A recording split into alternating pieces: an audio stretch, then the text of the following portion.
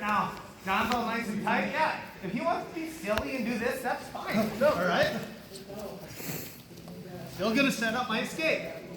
Right now, when I push on this knee, okay, and I may have never articulated this before, right? When you want to go to guard from here, it seems very simple, right? I just move myself, make a lot of space, step through. But as soon as I do that, he's just gonna pick his hips up and knee over the top. I have no control of his hips at that point, right?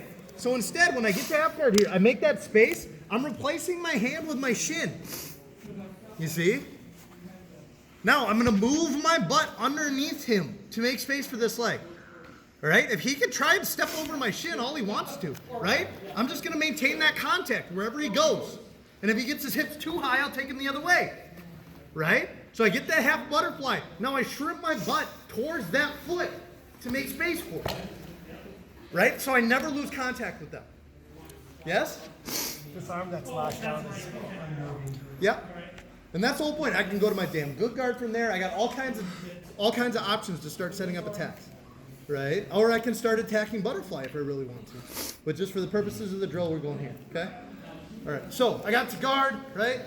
Break him down, start attacking that arm bar. I don't care how you want to hit this sweep, right? This is one of my favorite ones where I started attacking the arm bar. I lose the arm. I just kick that leg, all right?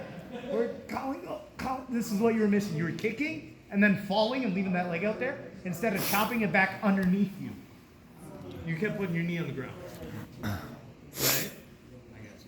So I'm gonna come up on top, right? And I'm gonna underhook one of his elbows with my elbow. Here. Climb it around, get him to start turning. I'm gonna slide my knee behind his head, right? Grip, switch, and armbar. Okay, so I'm going right from the sweep, underhooking that arm, so we never have time to settle. I never give him time to get his elbows back in, right? I'm going straight from the sweep, right into the S mount, and finish the armbar, right? I'm starting with the wrong arm. Be aware of that, wrong arm, sorry. Bottom to top arm. Okay, so if he times it and he chops his legs, he doesn't go that way, he chops his legs, he puts my shoulder on the ground, now we're back into this type of position, right? So I gotta be aware of that. Now I can switch arms, now I'm back where I wanna be. Ankles locked, you can't hitchhike. Yes? If you can't get to that armbar, you get that knee slid up behind his head, Yeah. right?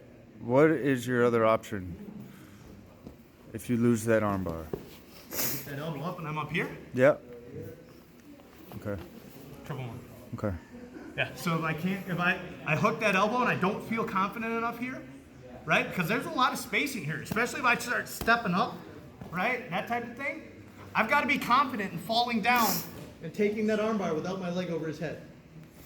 And that's a challenge. That can be a challenge. He can start bellying down. He can do lots of different things, right? That's why I push on that face. I keep him looking away to give me time to get the head over, or I just bring my shin in like we were doing on Saturday, right? But yeah, otherwise, triple mount, back take, all kinds of stuff. Okay.